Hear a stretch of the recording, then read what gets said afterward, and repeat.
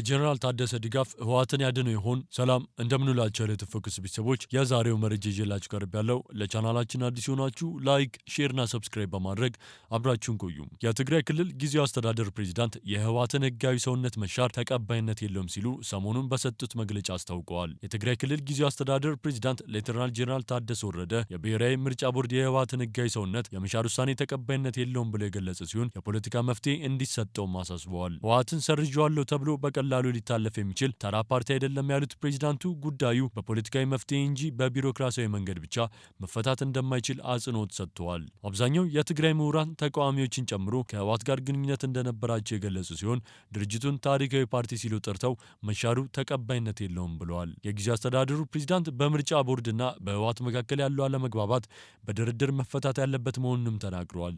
ፓርቲው ከምርጫ ቦርድ ሰርተፍኬት ቢቀበልም ድርድር ብቸኛው ዘላቂ መፍትሄ ነው ሲሉም ለክልሉ ሚዲያዎች ተናግረዋል። የምርጫ ቦርድ ህወሓት ደረጃውን ለማሟላት ቦርዱ ያዘዘውን የማስተካከያ እርምጃዎች በ6 ወራት ውስጥ ጠቅላላ ጉባኤ ማካሄድን ጨምሮ ተግባራዊ ማድረግ ባለመቻሉ በግንቦት ወር 2017 ዓ.ም የፓርቲውን ህጋዊ ሰውነት መሻሩ ይታወቃል።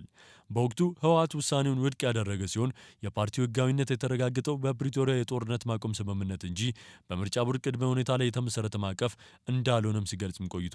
ፓርቲው እገዳውን ተከትሎ ከዚያ በኋላ የተሰጠውን ስረዛ በህግ ደረጃ ትርጉም የለሽ ሲል ቀደም ሲል ውድቅ አድርጎም ነበር። ሌተናል ጀነራል ታደሰ ወረደ ድርድር እንዲደረግ በማሳሰብ የህወሓት መሰረዝ የፕሪቶሪያን ስምምነት ሂደት አደጋ ላይ ሊጥልና ሰፊውን የትግራይ የፖለቲካ ክፍል ሊያገል እንደሚችል ያላቸውን ስጋት ገልጿልም። የህወሓት ከምርጫ ቦርድ ጋር ያለው ጉዳይ በፖለቲካ መፈታት አለበት፣ ድርድር ብቸኛው መፍትሄ ነውም ብለዋል። ይህ ውሳኔ ህወሓትን እንደ ህገወጥ የፖለቲካ ፓርቲ ዳግም የሚመድበው ሲሆን ይህም የምርጫ ቦርድ በጎርጎሮሳውያኑ ጥር 2021 የፓርቲውን ህጋዊ ሰውነት ለመሻር በትጥቅ ትግል ውስጥ ተሳትፏል በሚል የተሰጠውን ውሳኔ እንደሚያድስም አመላክቷል። የትግራይ ጊዜያዊ አስተዳደር ፕሬዝዳንት ህወሓትን የሚደግፍ ጠንከር ያለ መግለጫ ቢያወጡም የኢትዮጵያ ብሔራዊ ምርጫ ቦርድ በበኩሉ ህወሓት የረጅም ጊዜ ልምድ እንዳለው ሀገር የመራ ፓርቲ ሳይሆን ለህግ የማይገዛ አካል ሆኖ በመቀጠሉ ህጋዊ ሰውነቱ እንዲሰረዝ አድርጌያለሁም ብሏል። በኢትዮጵያ ፖለቲካ ውስጥ ለግማሽ ክፍለ ዘመን ዋነኛ ተዋናይ ሆኖ የቆየው ህዝባዊ ወያኔ ሓርነት ትግራይ ህወሓት ለሁለተኛ ጊዜ በኢትዮጵያ ብሔራዊ ምርጫ ቦርድ እውቅናው ተሰርዟል። ምርጫ ቦርድ ባለፈው ግንቦት ወር 2017 ዓ.ም ባወጣው መግለጫ ከ3 ወራት በፊት በሰጠው ማስጠንቀቂያ መሰረት የፓርቲውን ህጋዊ ሰውነት መሰረዙን አስታውቋል። የትግራይ ጦርነትን ተከትሎ ህጋዊ ሰውነቱን ያጣው ህወሓት አሁንም ከምዝገባ የተሰረዘው ለዚሁ ጉዳይ በመፍትሄነት የተቀመጠውን አማራጭ በተመለከተ መግባባት ላይ ባለመድረሱ ነው። ምርጫ ቦርድ በ2013 ዓ.ም ለመጀመሪያ ጊዜ ፓርቲውን የሰረዘው በትግራይ ጦርነት መጀመርን ተከትሎ ህወሓት በአመጻ ድርጊት መሳተፉን በመግለጽም ነበር። ጦርነቱ እንዲያበቃ ያደረገው የፕሪቶሪያ ስምምነት ተፈርሞ በህወሓት ላይ የተጣለው የአሸባሪነት ፍረጃ ከተነሳ በኋላ ፓርቲው ህጋዊ ሰውነቱ እንዲመለስለት ጥያቄ አቅርቦ እንደነበርም ይታወሳል። ህወሓት በልዩ ሁኔታ መመዝገቡንም እንዲሁ የህጋዊ ሰውነት ማረጋገጫ የምስክር ወረቀት መስጠቱን ያስታወቀው የኢትዮጵያ ብሔራዊ ምርጫ ቦርድ ፓርቲው ተቋሙ ሳያውቅ እንዲሁም የቦርዱ ታዛቢዎች ባልተገኙበት ሁኔታ ጠቅላላ ጉባኤው ሊካሄድ እንደማይችል ማስታወቁ ነበር።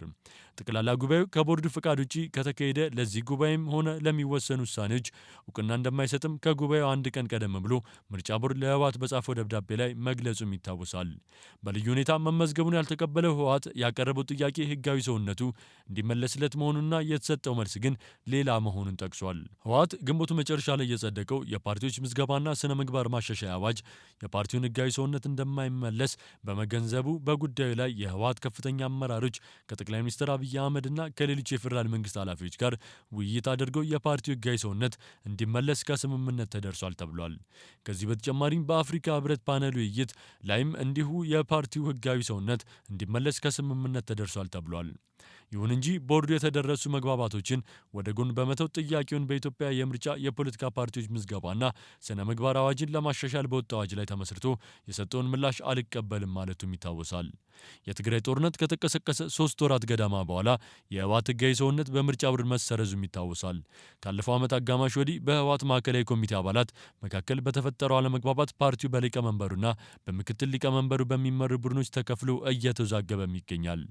በአቶ ጌታቸው ረዳ የሚመራው ቡድን በዶክተር ደብረጽዮን በሚመራው ሌላኛው ቡድን ምክንያት ስራውን በአግባቡ ለማከናወን እንቅፋት እንደገጠመው በመግለጽ ክስ ሲሰነዝርም ቆይቷል። ለወራት በገለልተኝነት የቆዩት የትግራይ ወታደራዊ አመራሮች አብዛኞቹ በደብረጽዮን ለሚመራው ወገን ድጋፍ መስጠታቸውን ተከትሎ በክልሉ ውስጥ ስጋትም ተፈጥሯል። በድርጅቱ ሊቀመንበር የሚመራው የህወሓት ቡድን ከዚህ ቀደም ያሳለፈውን ውሳኔ እንደሚደግፍ የገለጸው የትግራይ ሰራዊት አመራሮች በቅርብ ያወጡት መግለጫ ድጋፉን ለዶክተር ደብረጽዮን ቡድን መስጠቱን በተዘዋዋሪ አመልክቷል። የትግራይ ጊዜያዊ አስተዳደር ፕሬዝዳንት ጄኔራል ታደሰ ወረደ የህወሓት መሰረዝ ተገቢነት የሌለው መሆኑና ህጋዊ ሰውነቱ በቢሮክራሲ ውሳኔ ሳይሆን በድርድር ሊመለስለት ይገባል በሚል ያወጡት መግለጫ አስመልክቶ ከፌዴራል መንግስት በኩል እስካሁን ምላሽ አልተሰጠበትም። ግፊቱ በዚህ የሚቀጥል ከሆነና መንግስት የጄኔራል ታደሰን ጥያቄ ከተቀበለና በድጋሚ ከህወሓት ጋር ለመደራደር ከወሰነ ህወሓት ህጋዊ ሰውነቱ ተመልሶለት በመጪው ሀገራዊ ምርጫ የመሳተፍ እድል ሊያገኝ እንደሚችልም ይገመታል። አድማጭ ተመልካቾቻችን ለዛሬ ያዝንላችሁ መረጃ ይህን ይመስል ነበር። ከሌሎች መረጃዎች ጋር እስክንገናኝ ሰናይ ቀን